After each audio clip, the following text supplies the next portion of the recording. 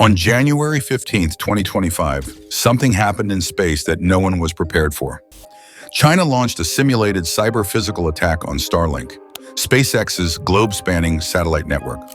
Over 2,000 nodes were disabled, not with missiles, but with microwaves, lasers, and artificial intelligence. It lasted just 12 hours, but that was enough to send shockwaves through the global defense community.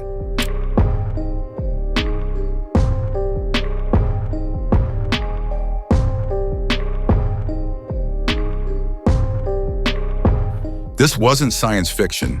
It was a live-fire rehearsal for a new era of orbital warfare. And it worked. Elon Musk issued a rare public warning. Weapons in orbit will define the next global conflict.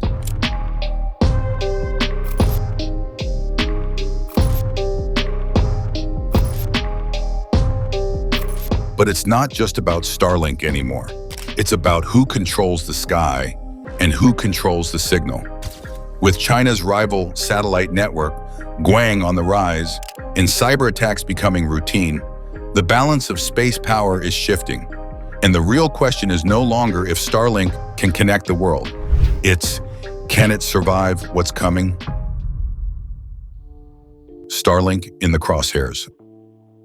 On January 15th, 2025, Chinese state media released a report that shocked military analysts across the world. It wasn't fiction. It was a simulation, but it showed something chilling, a coordinated attack on SpaceX's Starlink satellite network, and it worked. Over 2,000 Starlink nodes were disabled in the scenario. The blackout lasted more than 12 hours. The simulation was led by Wu Yunhua, a known figure in China's asymmetric warfare circles. His team demonstrated how satellites could be strategically targeted, clustered, and silenced. The mission used AI to identify Starlink's most vulnerable zones. The attack wasn't permanent, but it proved one thing: even mega constellations have weak points. Elon Musk responded publicly the next day. On X, he posted, "Weapons in orbit will define the next global conflict. This is not a game." And he wasn't exaggerating. Space, once considered a neutral platform, had just become a strategic battleground. What disturbed experts most was that the operation didn't require missiles or kinetic strikes. It didn't leave debris. It was non-destructive, but fully disabling. This wasn't about fiction, said defense analyst Mira Yoon. It was about blueprinting a real scenario. If they can simulate it today, they might execute it tomorrow. But China didn't simulate a traditional war. They didn't fire rockets. They didn't launch an EMP. Their method was quieter, smarter, and potentially much harder to stop. A new kind of weapon. Instead of brute force, China's simulation used a combination of microwaves and precision lasers. These weren't massive platforms. They were compact satellite arrays, equipped with solid-state directed energy systems. The key wasn't power. It was timing, angle, and AI-driven targeting. What made the attack terrifying wasn't the hardware. It was the software behind it. China reportedly used AI algorithms inspired by whale hunting patterns, searching for weak points in Starlink's orbital paths, isolating clusters, and disabling them methodically. One system could do what dozens of missiles could not: attrition without escalation. According to leaked reports, just 99 Chinese satellites could theoretically disable over 1,500 Starlink nodes in under 24 hours. No explosions, no space debris, just blinding, overheating, and signal loss. It's not about wiping the board, said military strategist Paul Cheng. It's about choking the network node by node until nothing moves. Unlike traditional attacks that require high-impact events, this method focused on attrition warfare in space. The damage is temporary but strategically devastating. Communications go dark, navigation fails, and intelligence systems collapse. In a high-stakes scenario, even 12 hours of silence could change the course of a war. But Starlink's vulnerability isn't just in the sky. The real cracks in the system might be right here on Earth, in the devices we use every day to connect to it. Weak points in the Starlink armor. While the satellites orbit high above, Starlink's Achilles heel may be the hardware on the ground. Since 2022, cybersecurity researchers have been warning about vulnerabilities in Starlink's user terminals. The small dishes millions of people rely on to access the system. One hacker took things further. At the 2022 Black Hat conference, researcher Leonard Wouters demoed a live exploit using a $25 mod chip. With it, he gained unauthorized access to Starlink's terminal system, altering data, triggering resets, and potentially opening paths for deeper compromise. The crowd was stunned.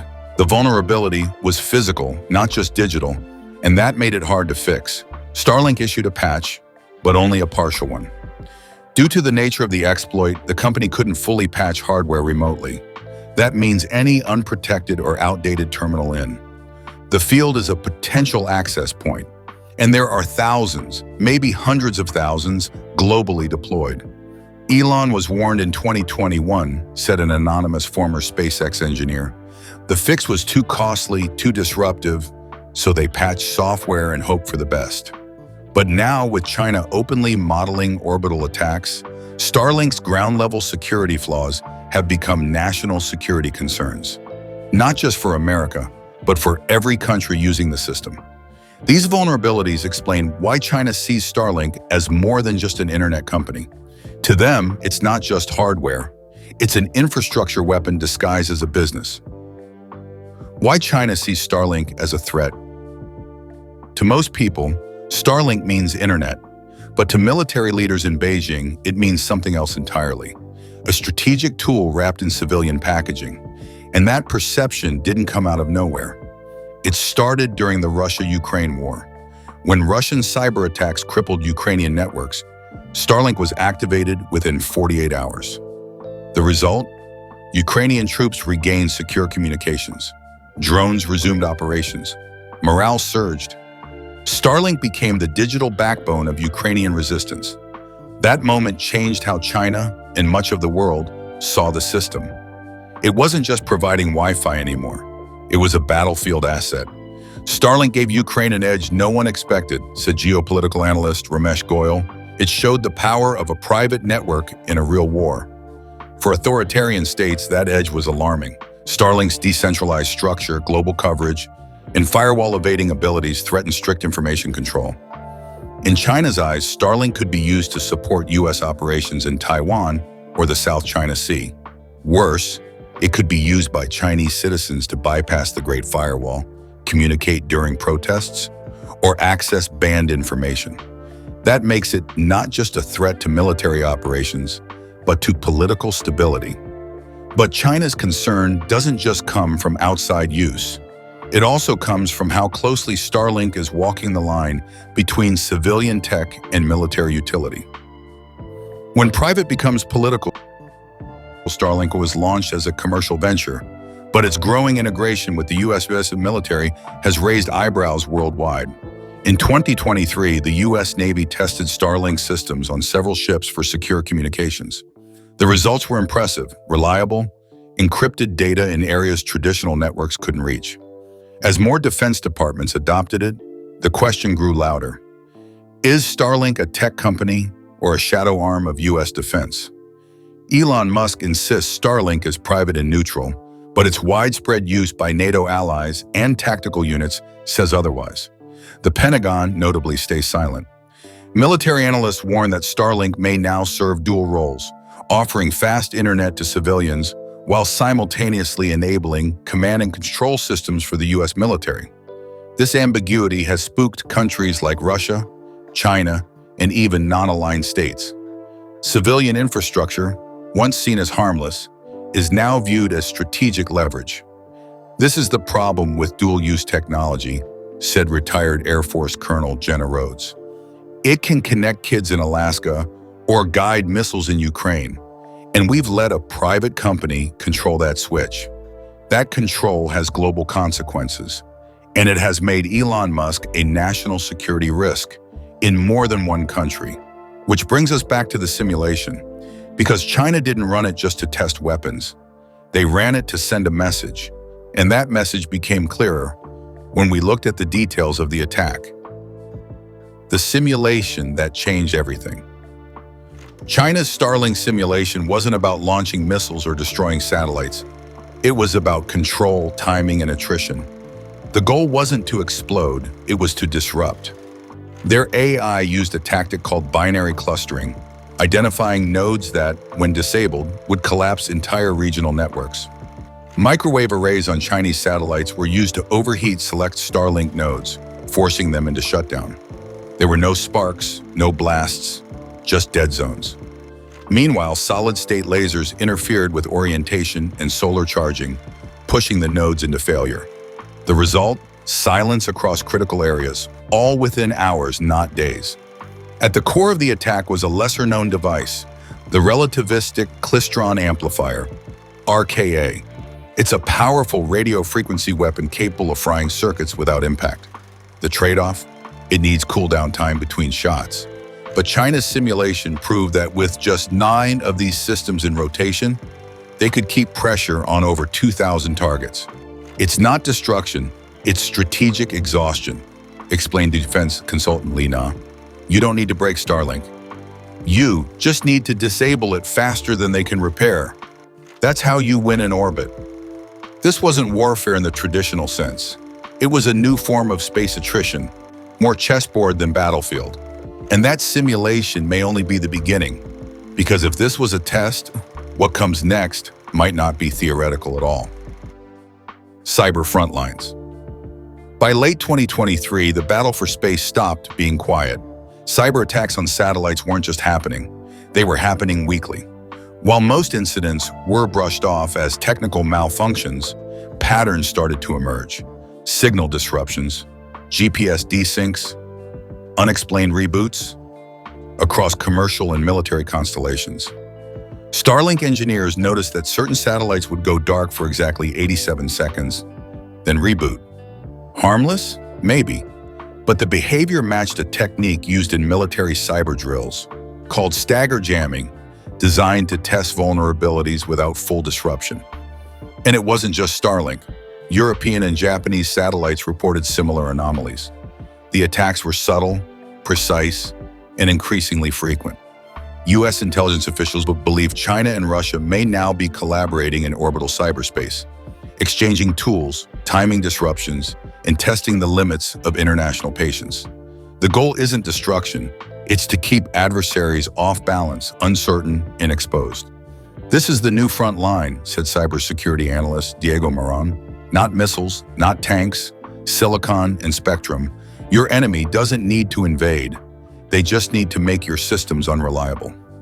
In this digital Cold War, power isn't measured by force. It's measured by how long you can keep your enemy guessing. And while Starlink struggles to hold its ground, a new player is rising. Not private, not decentralized, but state-controlled and fully aligned with Beijing's long-term ambitions. The Guang satellite project. China isn't just reacting to Starlink, it's building its own version, only bigger, more centralized, and fully government integrated. It's called the Guang Satellite Project, and by 2030 it aims to launch 13,000 plus satellites into low Earth orbit. That's nearly double what Starlink currently operates. But Guang isn't just about internet, it's about total space control. Unlike Starlink, which operates as a private company with international users, Guang is state-owned, closely linked with the Chinese military and propaganda arms. Its mission is dual use, civilian services by day, military capabilities on standby. Its systems promise compliance with censorship laws, seamless integration with China's Beidou GPS, and protected bandwidth for secure government communication. In many ways, Guang is the anti-Starlink, not neutral, not globalized, but built to protect and project Chinese authority. And it's being offered to friendly regimes worldwide. Space policy expert Dr. Lin Yao explained, China doesn't just want satellite dominance, it wants narrative dominance. Guang won't just beam internet, it'll control what that internet says. That raises an alarming possibility. A split sky where Earth's orbital infrastructure becomes balkanized. Starlink for democracies, Guang for authoritarian states. And the real danger may not be just ideological, it may be physical. Because as both sides launch thousands of new satellites, the risk of catastrophe increases with every orbit. The race towards space congestion. Right now, over 11,000 satellites orbit Earth. More than half belong to Starlink. But by 2030, projections show that number could rise to over 50,000, thanks to mega constellations like Guang, Amazon's Kuiper, and OneWeb. The skies above us are getting dangerously crowded. Each new satellite adds risk. One wrong orbit, one malfunction, and it could trigger a nightmare scenario known as Kessler syndrome, a chain reaction where one collision causes another and another. The result? A debris belt around Earth that could make launches nearly impossible for decades. The problem isn't just collisions, it's also maintenance. Deorbiting dead satellites requires fuel, coordination, and money. Most private companies aren't incentivized to clean up. Governments are still arguing about who's responsible. Meanwhile, hundreds of defunct satellites drift aimlessly, invisible time bombs. Space debris expert Katarina Lloyd put it bluntly. We're treating low Earth orbit like an infinite parking lot, but it's not. It's already full, and nobody's enforcing the rules. With China and the US both accelerating deployments, the risk of orbital chaos is no longer theoretical. It's inevitable, unless someone pulls the brakes. But there's no sign of that happening. Instead, both nations are escalating. And as space fills up, the war over frequencies, infrastructure, and information only intensifies. The silent spectrum war. Beyond orbits and lasers, another war is being fought, and it's completely silent. It's the fight over frequencies. All satellites, whether they stream movies or guide missiles, depend on the radio frequency spectrum to operate. But here's the problem. That spectrum is finite. Starlink, Guang, OneWeb, military satellites, weather satellites, all of them compete for overlapping frequency bands. As more constellations go up, interference increases. That's not just about slower Wi-Fi. It's about loss of satellite control, dropped positioning, or failed weather forecasts. In an emergency, that can mean planes rerouting, ships losing GPS, or rescue missions going blind. And now, China and the US are fighting for dominance in this invisible space. Starlink has applied for massive bandwidth across multiple continents. China has begun preemptively occupying spectrum slots, even before their Guang satellites launch. International bodies like the ITU are struggling to mediate. It's bureaucracy versus geopolitical urgency. The spectrum is the oil field of space, said telecom strategist Javed Patel. Whoever gets it first controls access. Everyone else has to pay or shut down. As nations rush to secure their slice, scientific missions in neutral countries are increasingly squeezed out. The Cold War had nuclear arms. The new one? It has bandwidth battles. But while these quiet battles rage, the man behind Starlink is becoming a central character in an increasingly dangerous story. One that has the Pentagon, Congress, and America's allies deeply concerned. Starlink's double-edged sword. Starlink became a lifeline for Ukraine, but also a symbol of power too concentrated in one person's hands. In 2023, when Ukraine requested extended access to target Crimea, Elon Musk refused. He cited fear of escalating the war. But to some, it felt like a billionaire overruling a government. His neutrality was quickly questioned. Russia accused him of being a Pentagon proxy.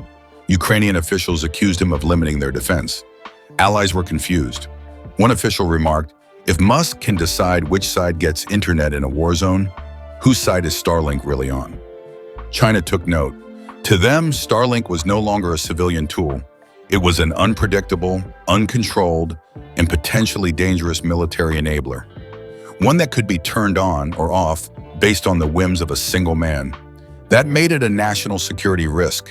Tech freedom is often seen as a force for good. But Starlink revealed the flip side. What happens when global infrastructure answers to no one? Not governments, not alliances, just an individual with the launch codes. For authoritarian regimes, this isn't just troubling, it's intolerable. And that's exactly why the US government is now quietly stepping in, not to support Starlink, but to understand if it can be trusted at all. The Pentagon's Elon problem. In early 2024, US senators launched an investigation into SpaceX and Starlink's role in military operations. The questions were sharp. Has Musk sold services to foreign states? Is there a chain of command when Starlink is deployed in conflict zones? Is the Pentagon even in control? The answers were murky. While SpaceX holds government contracts, Starlink's usage remains largely unregulated. Unlike traditional defense contractors, it doesn't answer to the Department of Defense. It acts more like a private empire in orbit, one that holds the keys to encrypted communication, satellite surveillance, and military-grade positioning. Starlink is now a de facto infrastructure arm, said Senator Marcus Levine, and we don't know who's driving the truck. Behind closed doors, Pentagon officials expressed concern. Starlink is reliable, it's fast, but it's also unpredictable, subject to the personal decisions of one CEO. That makes Musk both an asset and a liability. He's helped Ukraine because he's boosted Navy communications, but he's also overruled requests, spoken candidly about geopolitics, and continues to operate outside military hierarchy.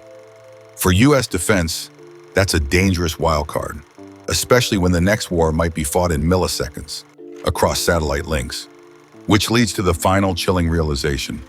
Because if one simulation can shake the world, what happens when the next move isn't virtual? What comes next?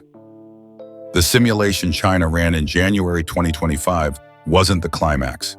It was the opening act, a proof of concept that satellite networks can be disrupted without firing a shot. It was subtle, quiet, and more dangerous than any direct attack, because it showed that the next war might start in orbit without a declaration. Starlink continues to expand, but so does Guang. More constellations are launching, spectrum conflicts are rising, and governments are quietly rewriting doctrines. We are no longer asking if space will be militarized. We're asking how soon and who will be first to act. For Elon Musk, the options are narrowing. He can compete, risking further escalation. He can step back, risking irrelevance and global backlash. Or he can align with governments, losing the independence that made Starlink revolutionary. None of these paths are simple. All carry risk. But above all, one truth now hangs in the air. Space is no longer a sanctuary. It is a contested zone, packed with satellites, lasers, algorithms, and geopolitics. The battlefield is invisible, but the consequences will be felt on Earth. And unless rules are made fast, the next war might begin in silence, 200 miles above our heads. Starlink was once seen as the future, an untouchable innovation that could connect the most remote corners of the world, bypass censorship, and empower both civilians and militaries with real-time communication. But that image is cracking. The Chinese simulation didn't destroy Starlink, but it exposed its soft underbelly. AI-driven attacks, directed energy weapons, and space jamming capabilities are no longer theoretical. They're rehearsed, refined, and ready. And in the shadows of this test lies a bigger warning. Space is no longer neutral. It's contested territory. Elon Musk may still control the network, but he's no longer in full control of the narrative. Starlink has blurred the lines between private tech and military tool, between civilian freedom and national security asset. That makes it a target, not just for critics, but for foreign governments with the tools and motive to bring it down.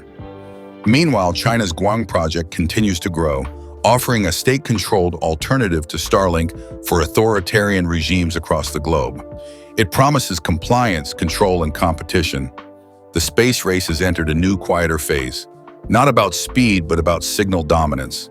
And with every new satellite launched, the orbit becomes more congested, the risk of collision grows, and the space above us becomes less a frontier and more a battlefield.